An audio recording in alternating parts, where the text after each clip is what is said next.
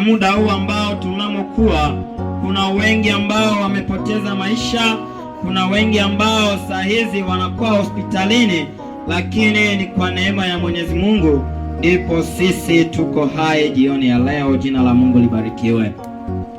Basi kabla hatujaingia katika fundisho letu la leo, mwalimu wa jana alituonyesha fundisho nzuri na tamu kabisa ambalo lilikuwa likizungumzia kuhusu alama ya wana wa Mungu. Na mhubiri wa jana, alama ambayo alituonyesha kwamba ilikuwa ni alama ya wana wa Mungu, ilikuwa ni Sabato ya Mungu. Na tuliona ya kwamba wale ambao wameokolewa wanatakiwa kuipumzika Sabato, kwa sababu hiyo ndiyo alama ambayo inaonyesha kuwa wao ni taifa teule la Mungu. Basi bila kuponda muda, hebu na tuingie katika fundisho letu la leo. Na fundisho la leo ni fundisho nzuri tena tamu kabisa, kwa sababu ni fundisho ambalo linahusu vitu ambavyo tunavifanya kila siku, tunavifanya kwa muda ambao unatakiwa kufanywa. Na kichwa cha fundisho la leo linasema, je, Mkristo yupo huru kula chochote atakacho? Ningetamani sote tuweze kurudilia kichwa hiki cha fundisho. Tutarudilia sote tunaposema, je, Mkristo yupo huru kula chochote atakacho? Turudilie.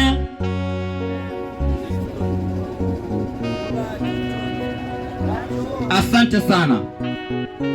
Hilo ndilo fundisho letu la leo, na ni fundisho nzuri kabisa, kwa sababu tunapotazama katika maisha yetu ya wanadamu, katika maisha ambayo tunayoishi hapa duniani, katika maisha ya mwanadamu, kula ni miongoni mwa vitu ambavyo ni vya kawaida.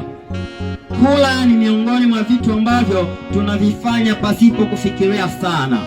Unapohisi njaa, unapohisi hamu ya kula chakula, basi huna tena muda wa kufikiria sana ili uweze kutumia chakula. Na ndiyo maana fundisho linakuja linasema, ikiwa tunakuwa na muda wa kuweza kula, sasa je, Mkristo yupo huru kula kile kitu ambacho anajisikia kula? Ni swali ambalo wanatuuliza. Na ikiwa kula inakuwa ni kawaida katika maisha ya mwanadamu, basi ikiwa wewe ni Mkristo, ikiwa wewe ni mtu ambaye umemwamini Yesu Kristo kuwa Bwana na Mwokozi wa maisha yako, chakula ambacho unachokula, unapochagua chakula isiwe kwa ajili tu ya matumizi ya mwili, bali iwe kwa ajili ya matumizi pia ya kiroho. Mkristo anapokula hatakiwi kula kila kitu. Ndiyo maana fundisho la leo litatuonyesha chakula ambazo Mkristo anatakiwa kula. Basi tusome pamoja nawe. Hebu fungua Biblia yako. Ni wangapi ambao wamekuja na Biblia zao wataweza kuzinyosha juu nione? Kwa sababu katika fundisho la leo tutasoma pamoja nanyi. Nitakapokuwa ninasoma, natamani ya kuwa nawe pia uwe unasoma katika Biblia yako. Fungua Wakorintho wa kwanza sura ya 10 mstari wa 31. Narudilia, nasema Wakorintho wa kwanza sura ya 10 aya yake ya 31. Paulo anaandika, anasema, nitasoma kwa jina la Yesu. Basi mlapo au mnywapo au mfanyapo jambo lolote, fanyeni yote kwa utukufu wa Bwana. Hilo ni neno la Mungu. Paulo anaandika, anasema ya kwamba tunapokula, tunapokunywa, tunapotenda jambo lolote katika maisha yetu kama Wakristo, ni lazima tutende kwa utukufu wa nani? Kwa utukufu wa Mungu. Kwa sababu tunapoishi kama Wakristo, maneno ya shairi hili nataka kutuambia kwamba hata kula kwa Mkristo kunagusa utukufu wa Mungu. Hata kula kwa Mkristo kunaonyesha kwamba yeye ni Mungu, ni mtu ambaye anayemwakilisha Mungu hapa duniani. Kula kwa Mkristo ni kitu kinachoonyesha kwamba yeye ni tofauti na watu wa duniani, kwa sababu sisi ni wasafiri tunaoenda mbinguni. Tukiendelea na shairi lingine katika kitabu hicho tu cha Wakorintho wa kwanza, fungula sura yake ni ya 6. Rudi kidogo, tulikuwa katika sura ya 10, sasa rudi katika sura ya 6 ya Wakorintho wa kwanza. Wakorintho wa kwanza sura ya 6 aya yake ya 19 hadi 12. Biblia inasema, je, hamjui ya kuwa mwili wenu ni hekalu la Roho Mtakatifu aliye ndani yenu, ambaye mlipewa na Mungu, nanyi si mali yenu wenyewe? Kwa maana mlinunuliwa kwa thamani kubwa. Mtukuzeni basi Mungu katika miili yenu na roho zenu ambavyo ni vya Mungu. Semeni amina. Miili yetu wapendwa ni hekalu la Roho Mtakatifu. Ndiyo maana fundisho la leo linakuja na kutuambia kwamba ikiwa miili yetu ni hekalu la Roho Mtakatifu, ni lazima Mungu aweze kutuonyesha vitu ambavyo tunatakiwa kuweka katika mwili huu ambao ni wa Roho Mtakatifu. Tunapokula, tunapokunywa, mtatambua pamoja nami ya kwamba vyakula vinakuwa na uwezo wa kuweza kuonyesha tabia ya mtu, kwa sababu watu wanasema ya kwamba mtu anafanana vile ambavyo anakula.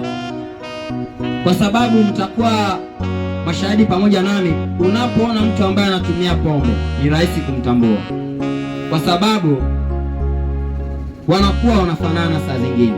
Na tukisoma Biblia, Paulo ametuambia kwamba miili yetu ni hekalu la Roho Mtakatifu. Na katika kipindi cha Biblia, katika kitabu cha Mungu ambacho ni Biblia, hakuna hata kipindi kimoja ambapo Mungu aliweza kumwachia mwanadamu uhuru wa kula kama vile atakavyo.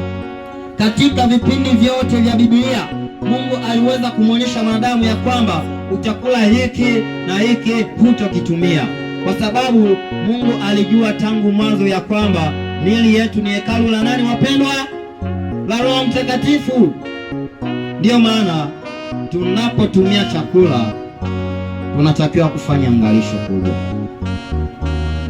kwa sababu tukiona historia ya Biblia, watu wengi wanaoandikwa katika Biblia waliishi maisha marefu sana, kwa sababu walifuata mtindo wa chakula waliopewa na Mungu.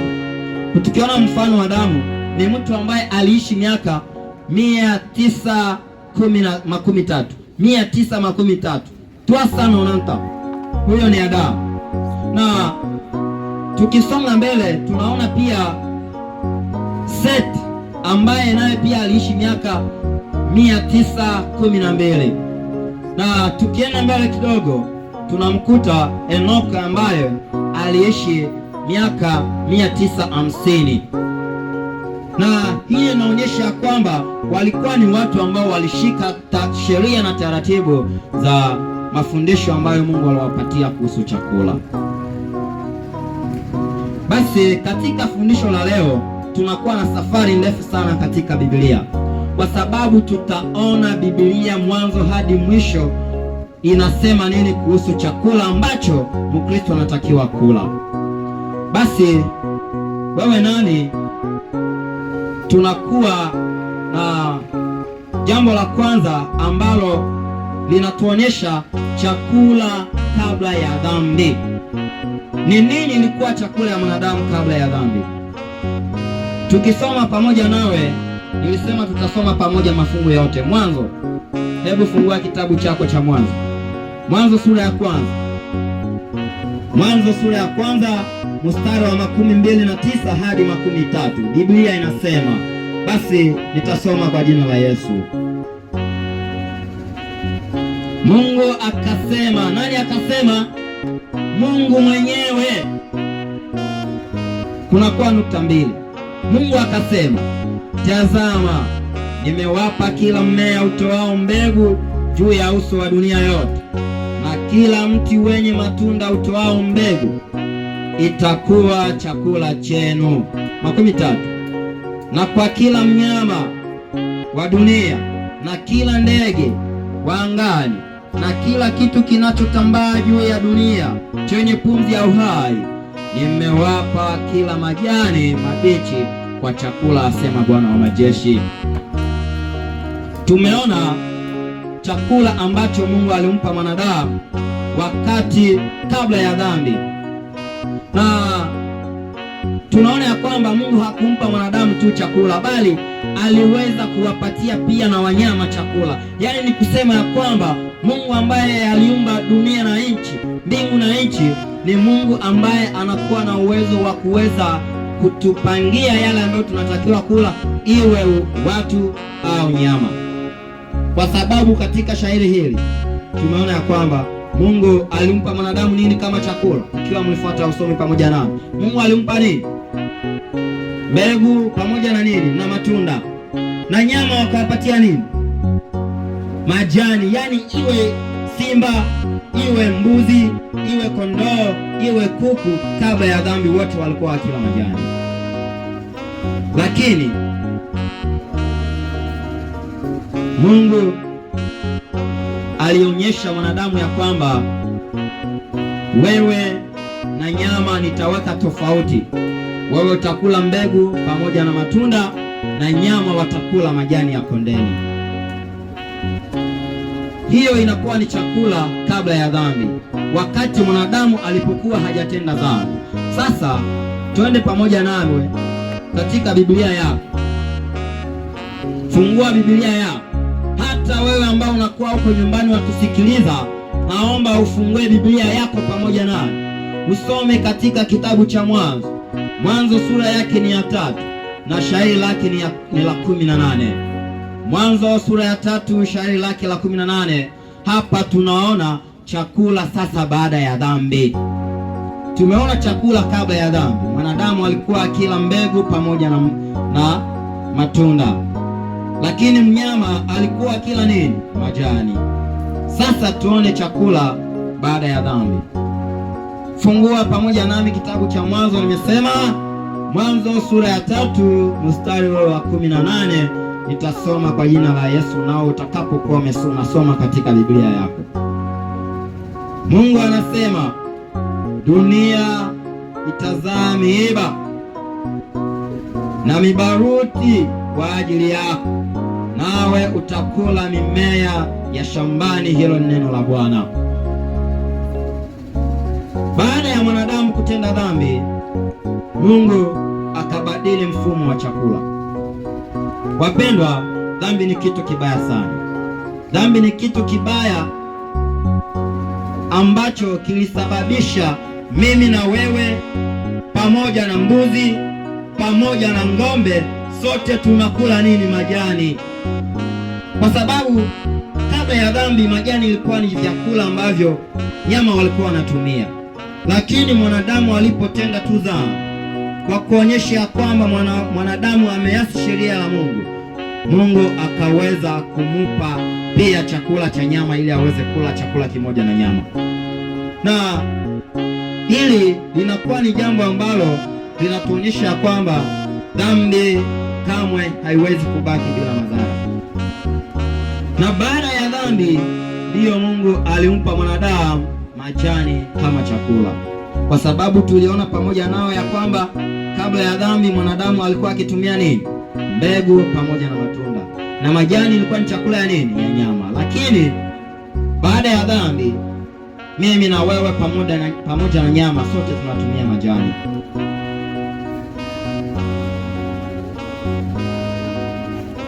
Tukiona katika maisha ya leo, ikiwa unaona tajiri hatumii nyama, sio kwa sababu hana uwezo wa kununua, lakini ni kwa sababu anahofia afya yake.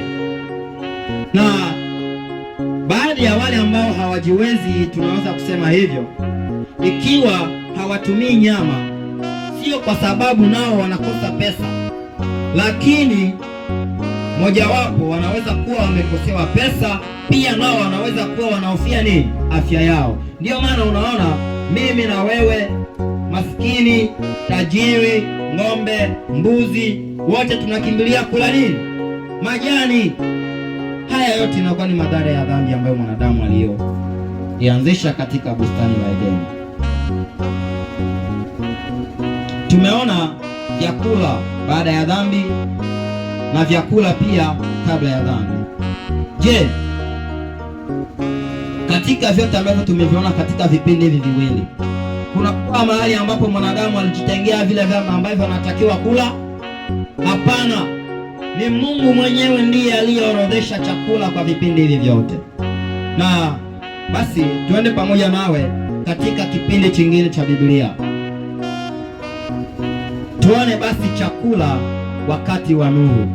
Hapo inakuwa ni muda baada ya Adamu. Chakula kipindi cha Nuhu. Kipindi cha Nuhu wanadamu walitumia nini? Tusome pamoja nawe, fungua kitabu chako cha Mwanzo. Nilisema leo tutasoma mashairi mengi pamoja, kwa hiyo wewe uwe tu na juhudi ya kusoma mashairi. Fungua kitabu cha Mwanzo sura ya 7 mstari wa 1 hadi wa 3. Biblia inasema, Bwana akamwambia Nuhu, ingia katika safina, wewe na nyumba yako yote, kwa maana nimekuona wewe ni mwenye haki mbele yangu katika kizazi hiki. Utachukua pamoja nawe wanyama safi 7. Nasema wanyama wa namna gani? Wanyama wa namna gani? Wanyama safi 7. Tunaendelea na usomi. Dume na jike, na wanyama wasio safi 2, dume na jike. Yaani ni kusema ya kwamba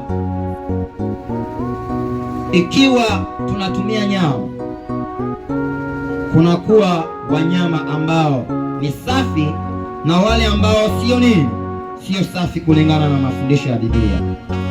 Basi hapa tunaona ya kwamba hii ilikuwa ni somo la kwanza la Mungu katika Biblia kuhusu vyakula, kuhusu kutenga nyama zilizo safi na zisizo safi, kwa sababu kabla ya hapo mwanadamu alikuwa hatumii nyama, na ndiyo maana Mungu hakuweza kutuonyesha tofauti kati ya nyama isiyo safi na iliyo safi kabla ya Nuhu.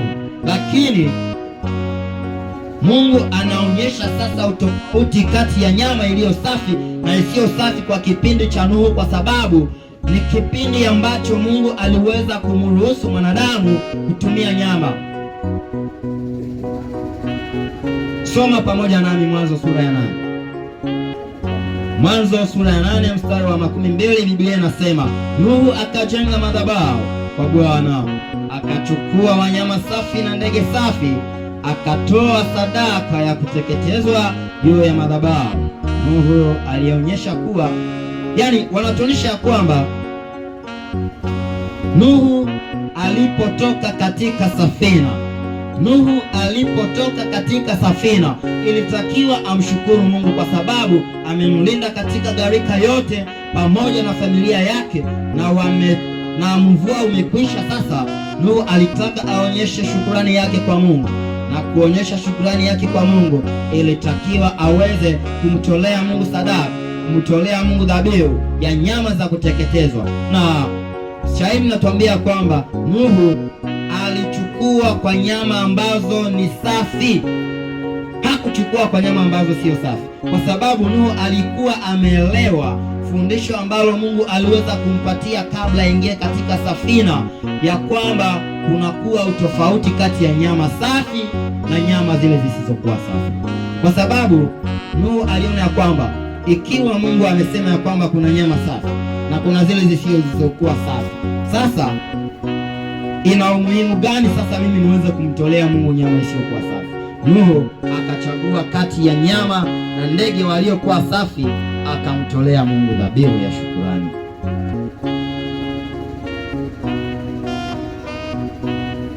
Lakini Mungu hata kama alimwambia Nuhu ya kwamba anaweza kutumia nyama ambayo ni safi, lakini kuna masharti. Na sharti hili la kwanza, soma Mwanzo Fungua Biblia yako Mwanzo sura ya 9 mstari wa 3 hadi wa 4. Biblia inasema, kila kitu kinachotembea na chenye uhai kitakuwa chakula chenu. Nimewapa vyote kama majani mabichi.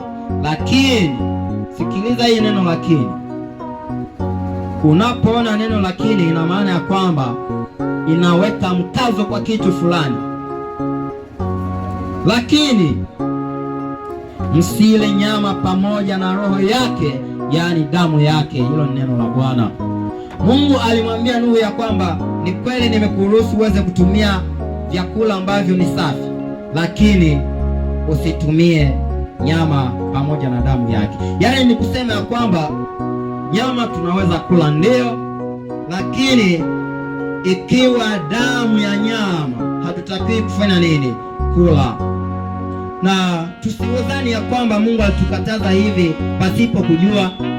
Alikuwa anatambua ya kwamba, kwa sababu katika sayansi wanasema ya kwamba magonjwa mengi ambayo yanazunguka katika mwili, mojawapo mengi ya magonjwa hayo yanapatikana katika damu. Ndio maana unapoenda hospitali ili waweze kutambua kama unakuwa na ugonjwa gani katika mwili wako, si wanachukua damu ili waweze kupima? Ni kusema ya kwamba ikiwa Mungu aliweza kumkataza mwanadamu kutumia damu ya nyama, sio kwa sababu asiitumie tu, lakini ni kwa ajili ya kuepuka pia na magonjwa ambayo yanayokuwa katika hiyo damu. Na ingawa Mungu alimwamuru Noa kuweza kutumia nyama, lakini alimwambia kwamba usitumie nyama na nini, wapendwa, na damu yake. Hicho ni chakula katika kipindi cha Nuhu.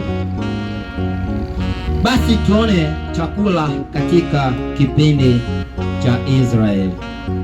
Chakula katika kipindi gani? Katika kipindi cha Israeli.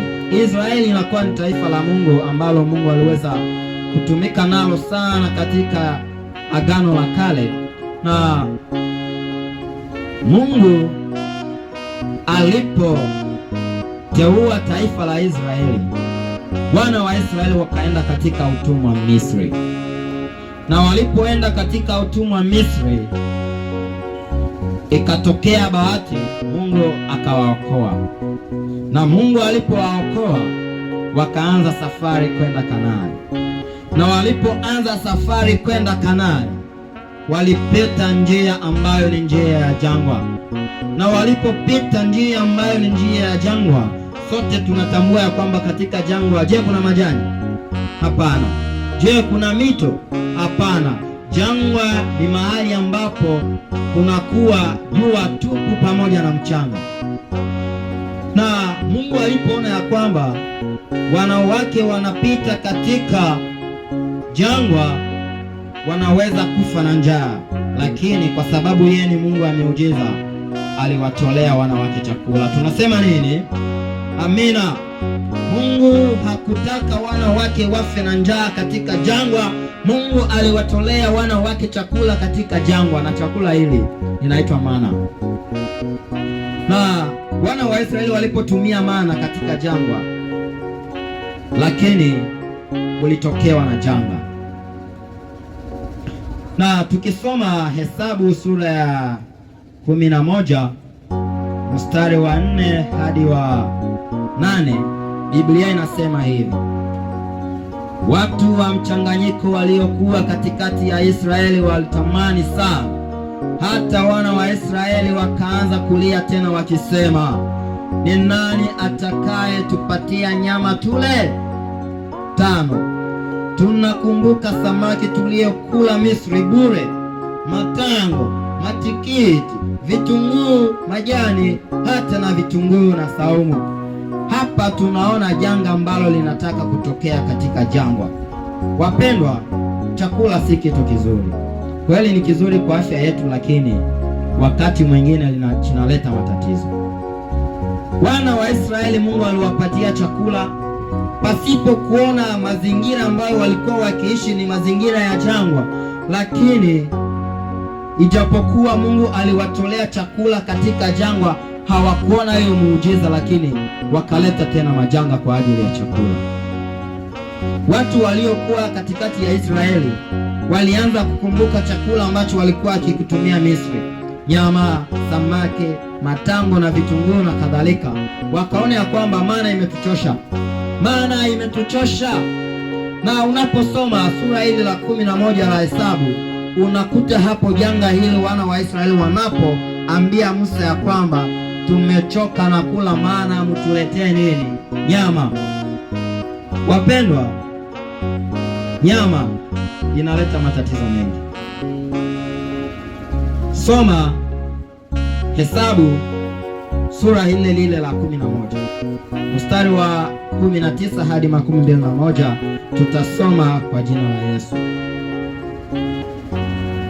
Hamtakula siku moja wala siku mbili wala siku 5 wala siku 10 wala siku 20, lakini mtakula muda wa mwezi mzima, hata hapo nyama zitakapotoka katika pua zenu, kwa sababu mmekataa Bwana aliye kati yenu na kusema, tulitoka Misri kwa sababu gani? Wana wa Israeli walipotaka Mungu awapatie nyama, Mungu alisema, ikiwa ni nyama ambazo mnataka mtakula, nitawapatia nyama, lakini hiyo nyama hamtakula kwa siku moja, ama hamtakula kwa siku 2, ama kwa siku 10, ama kwa siku 20, lakini mtakula nyama kwa muda gani? Kwa muda wa mwezi mzima. Na Mungu anaongeza neno lasema, hata pale ambapo nyama zitakapotoka katika pua zenu. Fikiria, ilikuwa ni nyama ya aina gani? Wapendwa, katika kisa hiki watu walikula nyama hadi wengine wakafariki. Na hapa tunaona madhara ya kuweza kupinga amri ya Mungu ambayo anatutolea katika chakula. Mungu anapokuambia kula hivi, unakataa. Ni kwa sababu Mungu anajua madhara ambayo yanaweza kutokana na chakula kile ambacho wewe unachotamani kula. Na wana wa Israeli walipotamani kula nyama, Mungu aliwapatia nyama, hata madhara ikawatokea, wengine wakaweza kufariki. Na tunapoenda kinyume na kanuni za Mungu anazozitoa kuhusu chakula, wapendwa, kuna hatari kubwa, kwa sababu tumeona hatari ambayo wana wa Israeli walikuwa nayo katika jangwa. Walipatwa na hatari kubwa ya kuweza kulikataa chakula ambacho Mungu aliweza kuwapatia, na mwisho wapo waliweza kupata madhara ambayo iliwapelekea hadi kifo. Watu wengi walifariki.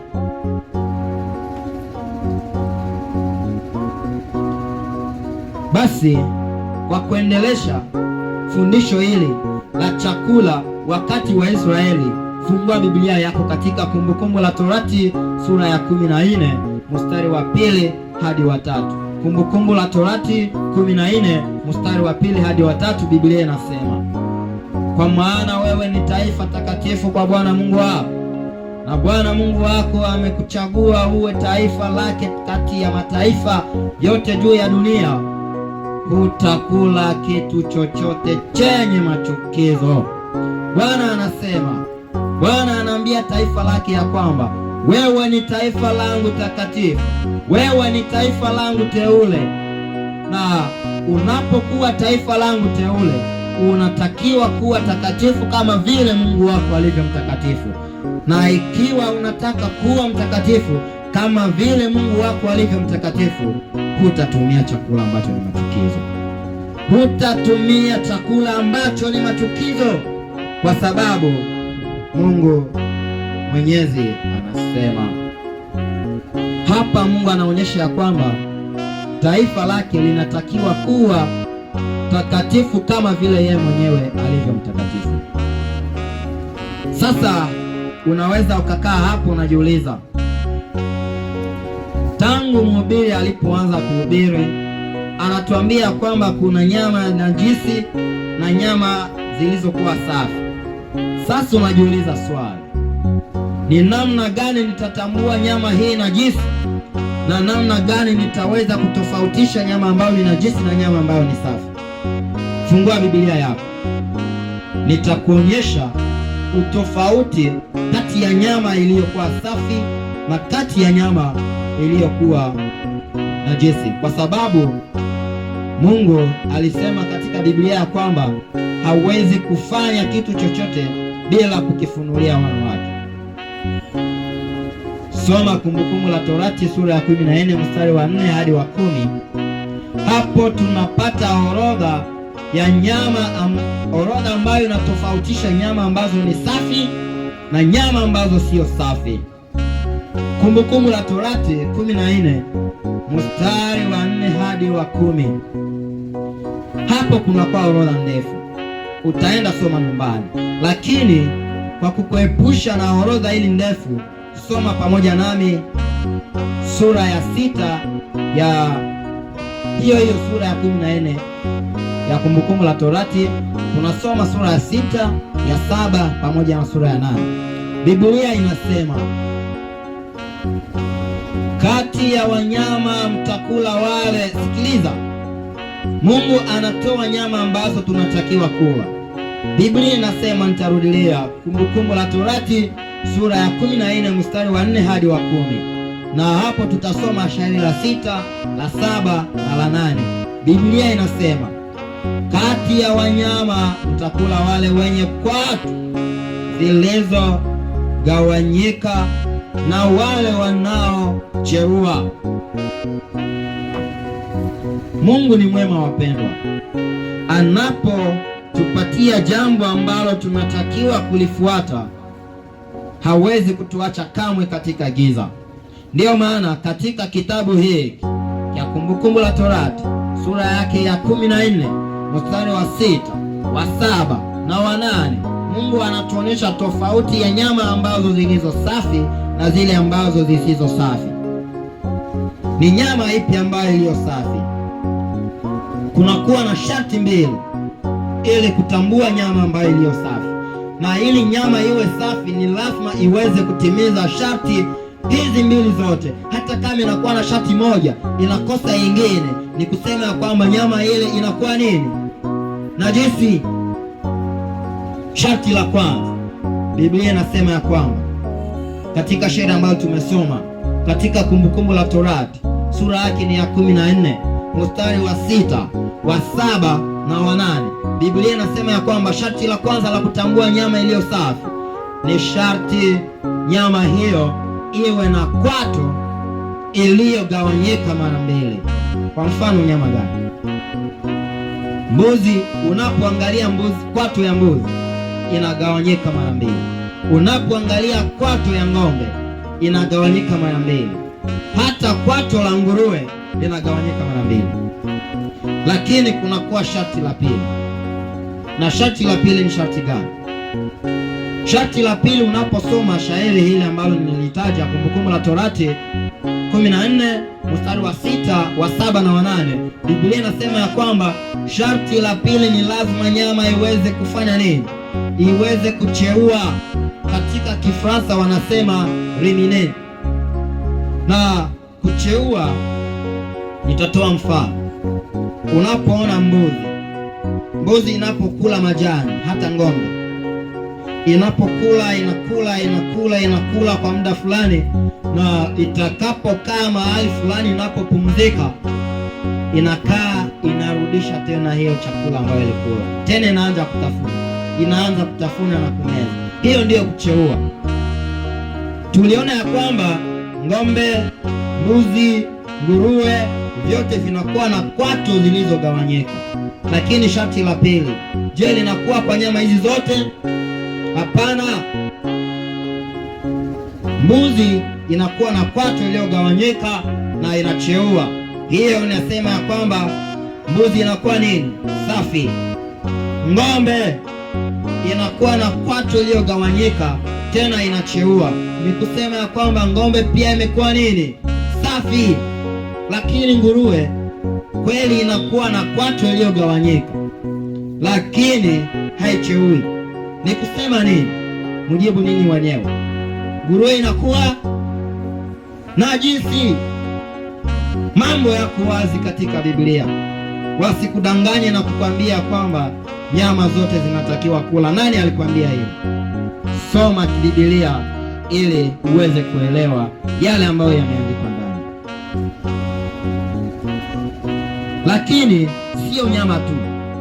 Soma shairi la 9 na la 10, linasema hivi: kati ya samaki mtakula wale wenye magamba pamoja na mapezi. Neno la Bwana wanatuambia kwamba tumeona yale ambayo tunatakiwa kula kati ya nyama. Sasa kati ya samaki, je, tunatakiwa kula samaki zote? Biblia inaweka pia tofauti. Inasema samaki ambayo ni safi ni lazima nayo iwe na sharti mbili, iwe na magamba. Hilo ni jambo la kwanza. Sharti la pili ni lazima iwe na nini? Na mapezi. Mapezi ni nini wapendwa? Mapezi ni, tunaweza sema ni vile ambavyo ni vitu ambavyo vinakuwa kwa samaki ambavyo vinasaidia kuogelea. Kwa Kifaransa wanasema nageoire. Na samaki inapokuwa na vitu hivi viwili vyote, hapo ndipo samaki yenyewe inasema kwamba ni nini? Ni safi kwa kula kwa Wakristo. Lakini samaki isipokuwa na magamba na isipokuwa na mapezi, ni kusema ya kwamba samaki hiyo inakuwa namna gani? Inakuwa najisi. Kwa mfano samaki ambao wanaita kambale, sijui kwa Kiswahili ya huku wanaita namna gani. Nimesikia watu wanasema ya kwamba ni kibonde. Ndivyo, kibonde. Kibonde ni samaki ambayo, je, inakuwa na magamba? Haina magamba. Na ikiwa samaki hii haina magamba, ni kusema ya kwamba ni samaki ambayo ni machukizo mbele ya Mungu, na yule ambaye anakuwa katika taifa teule la Mungu hatakiwi kuitumia.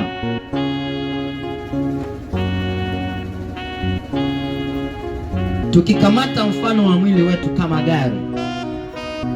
Gari, kunakuwa aina nyingi za gari. Kunakuwa gari ambazo zinatumia mazuti na gari ambazo zinatumia essence. Sasa kwa mfano, ukikamata gari ambayo inatumia mazuti ukaweka ndani ya essence, je, gari hilo litatembea kweli? Hapana. Na vivyo ndivyo miili yetu ilivyo. Mungu ameumba miili yetu ili tuweze kuweka ndani yake vyakula ambavyo Mungu mwenyewe amevitaja, ambavyo ni vyakula ambavyo vilivyo safi. Na unapoweka chakula ambacho sio safi katika mwili wako, unalinganishwa na yule ambaye anaweka mazuti katika gari linalotumia essence. Na hapo utakuwa unaua kiroho mwili wako taratibu. Na tukisoma pamoja nawe Isaya 5 sura la 11, kwa sababu watu wengi wanasema ya kwamba kweli Mungu amekataza vyakula najisi, lakini kunywa tunaweza kunywa jinsi tunapenda.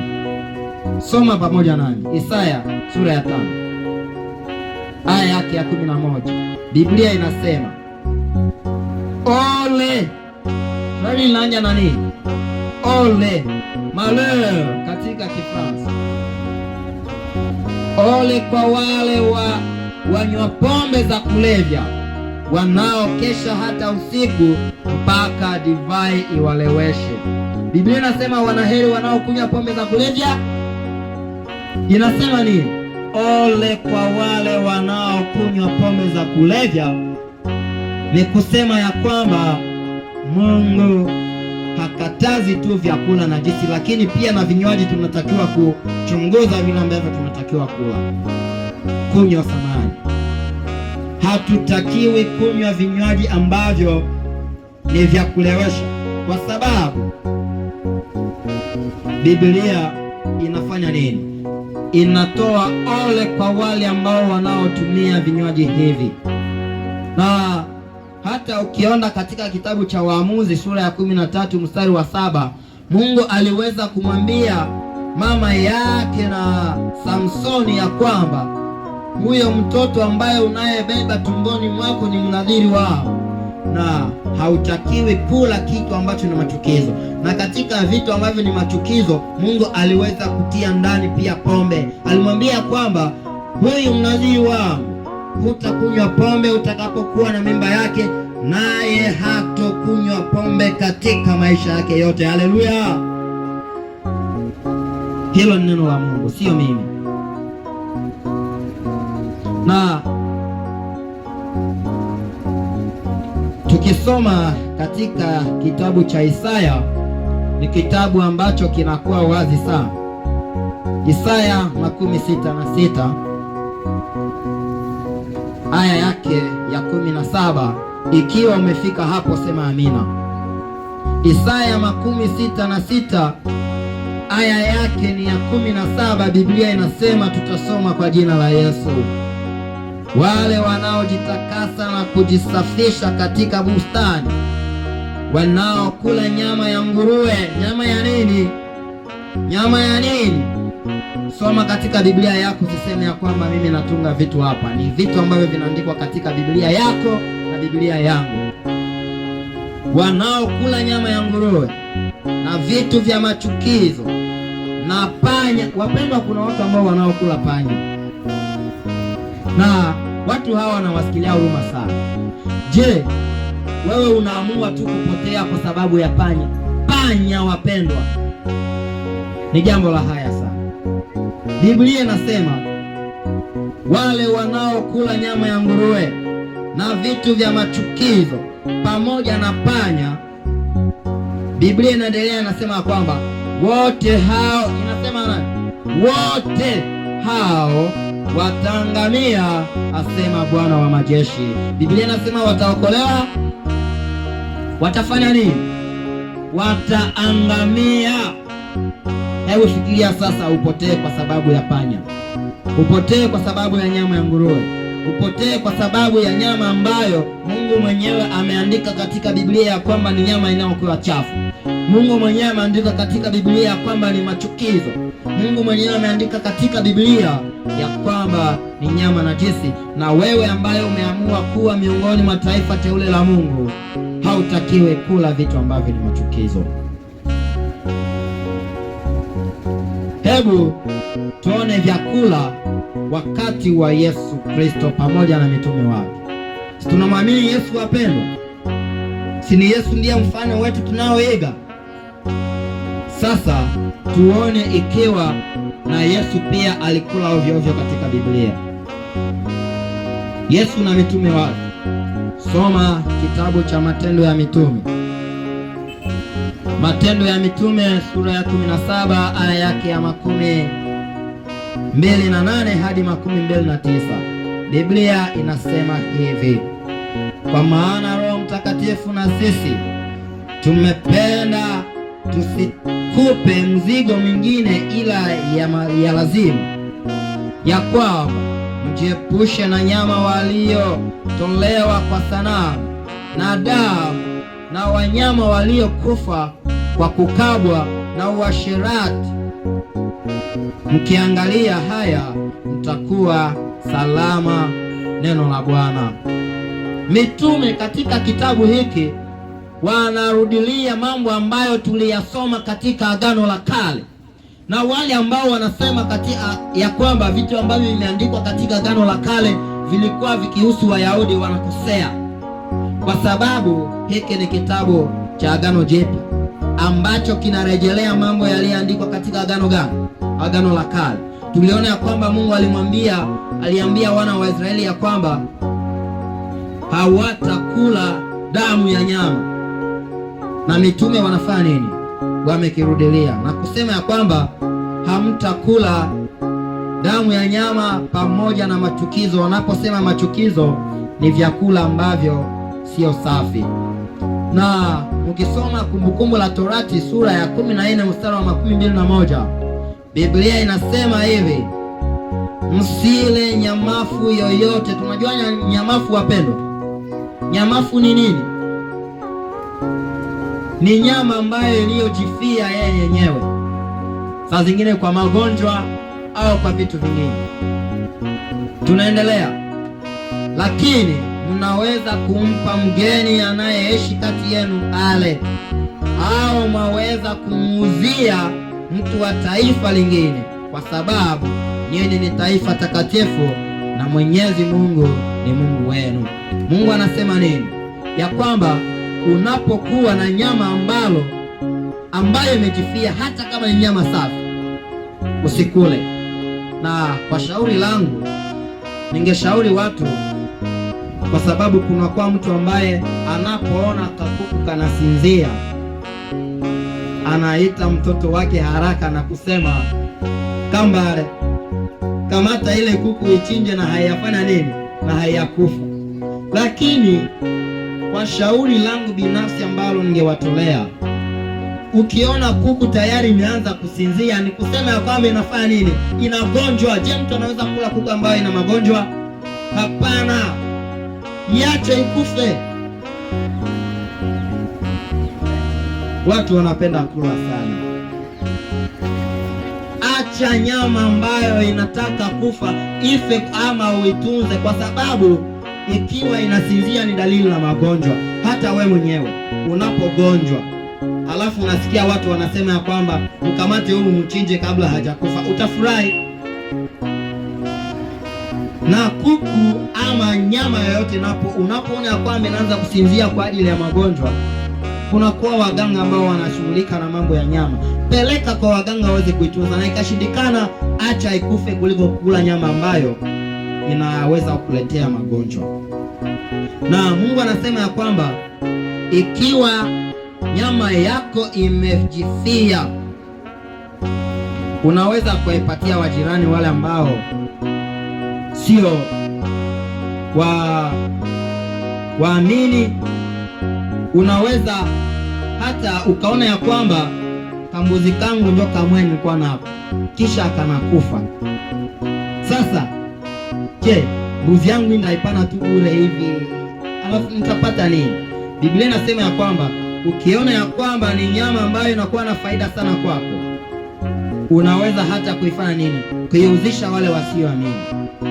Ni katika kitabu cha Kumbukumbu la Torati 14 mstari wa 21. Wapendwa, Mungu ikiwa anatupa vyakula ambavyo tunatakiwa kula, ni kwa ajili ya afya yetu. Yesu Kristo mwenyewe katika kitabu cha Mathayo sura yake ni ya 13 na mstari wa 47 hadi 48, Biblia inasema, Yesu anasema hivi: ufalme wa mbinguni umefanana na nyavu zilizotupwa baharini na kukusanya samaki wa kila aina.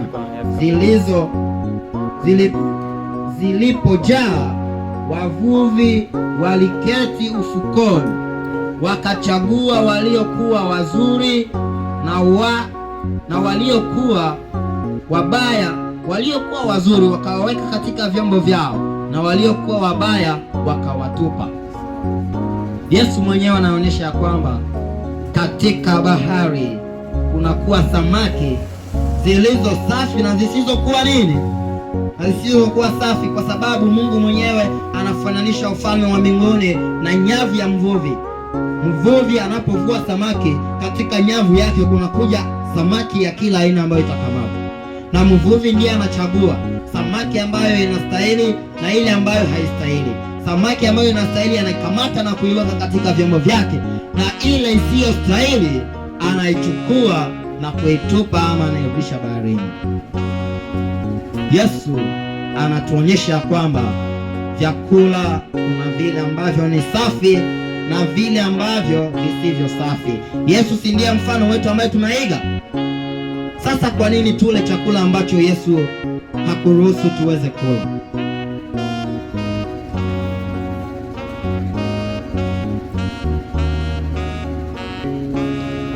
Ukisoma Matendo ya Mitume sura ya 10, hapa tunapata kisa cha Petro, na aya hii ya 10 ya Matendo ya Mitume ni aya ambayo inachanganya watu wengi na watu wengi hawaielewi. Petro anaona njozi, na anapoona hiyo njozi, malaika anamletea chakula, na katika hiyo chakula kulikuwa mchanganyiko ya vyakula ambavyo ni najisi na vile ambavyo visivyo na vile ambavyo ni safi. Lakini tukumbuke ya kwamba Petro alipoona vyakula najisi na vile vilivyokuwa safi vimechangamana, akamwambia malaika ya kwamba chakula hiki siwezi kula, na akamwambia kwamba tangu utoto wangu sijawahi tumia chakula ambacho ni nini, ni najisi.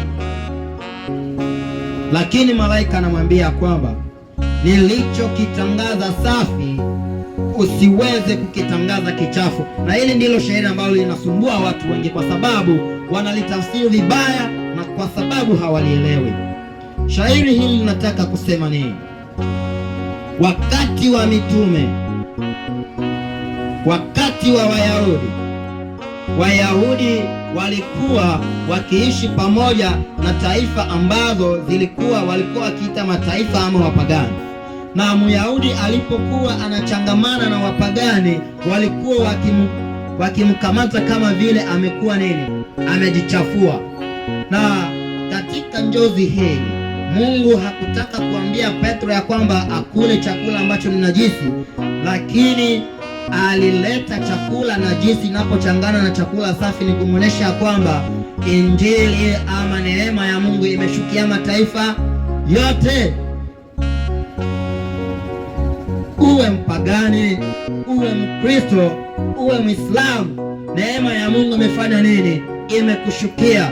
Na ndilo fundisho ambalo Mungu alitaka kuonyesha Petro katika njozi hii, na sio kusema ya kwamba alimwambia aweze kula chakula ambacho ni najisi. Na sasa ikiwa Mungu anakataza tusile vyakula ambavyo ni najisi, sasa ni kwa nini aliviumba wapendwa? Ni kwa nini Mungu aliumba chakula ambacho ni najisi ikiwa anatukataza tusikile? Wewe pamoja nami tunatambua ya kwamba kila kitu kinakuwa na kazi yake. Kwa mfano, sio kila mti wala kila majani ambayo inatakiwa kuliwa. Kwa mfano, tunapoona miti hizi zinakuwa na kazi. Tunapotamani kujenga nyumba, tunakata miti, tunashimika ili tuweze kujenga nyumba. Je, ni mti wowote ambao tunaona tunakata majani tunapiga mboga? Hapana. Na hivyo ndivyo Mungu alivyoumba wanyama. Kuna wanyama ambao waliumbwa ili tuweze kula, na wanyama ambao waliumbwa kwa ajili ya kazi mbalimbali. Kwa mfano, mbwa. Mungu alipoumba mbwa, tunaona ya kwamba mbwa unakuwa ni mlinzi mzuri wa parsele. Mbwa inapokuwa katika parsele, kunakuwa pasenti nyingi sana za mwizi kukosa kuingia katika parsele hiyo, kwa sababu mbwa hiyo ndiyo kazi yake, ni mlinzi. Lakini kinachoshangaza, watu wameanza kula hata walinzi. Hamjaona watu ambao wanakula walinzi? Walinzi wameisha huku, siwaoni tena. Nimefanya karibu juma moja katika mji huu, lakini sijaona hata mlinzi mmoja. Na hili ni jambo la kushangaza sana. Wapendwa, unapokula mlinzi, ni nani atakayechunga geti lako? Hiyo ni kazi ya mbwa. Mbwa imeumbwa kwa ajili ya kuwa mlinzi mzuri sana. Tunapoona hata nguruwe haikuumbwa kwa ajili ya kuliwa, wapendwa.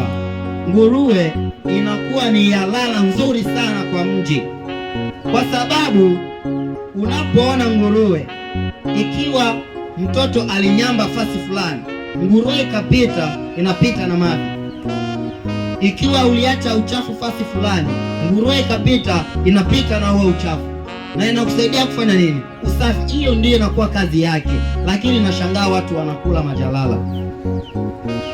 Hiyo ni hatari kubwa. Mungu ikiwa aliumba wanyama wote, hawakuumbwa kwa sababu wawe chakula. Na tunapoendea ukomo wa fundisho letu,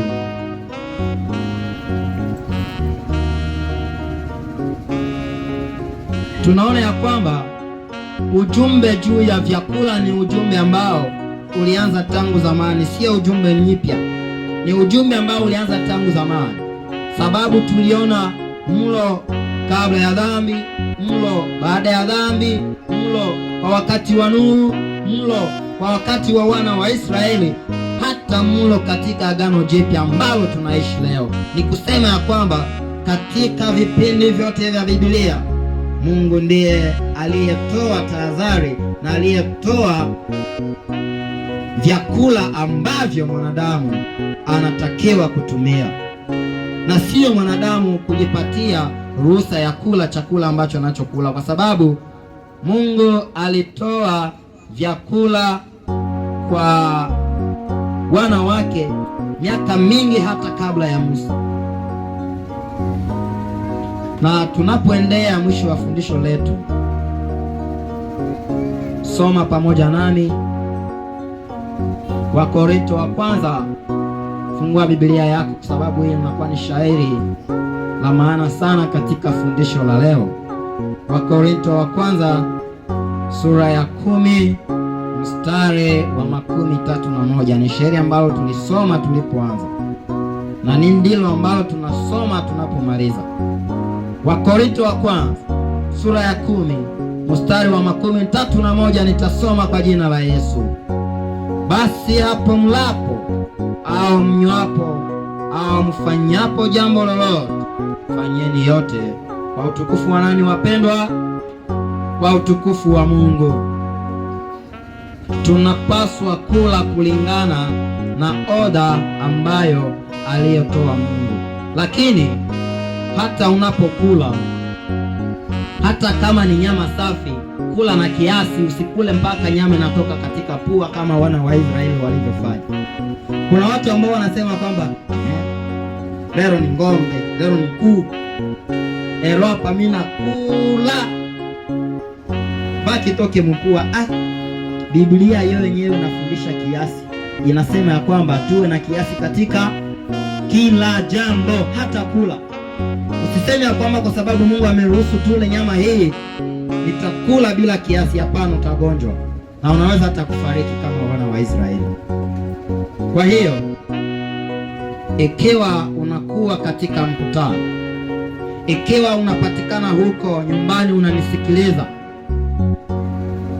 na umeona ya kwamba Biblia inatuonyesha mafundisho kuhusu chakula ambacho tunatakiwa kula, na umechunguza maisha yako, naona ya kwamba pengine ninakula vibaya kama vile Biblia hairuhusu, na ikiwa ninakula vizuri ninakula bila kiasi, na unataka Mungu akusaidie, simama tuombe pamoja nao.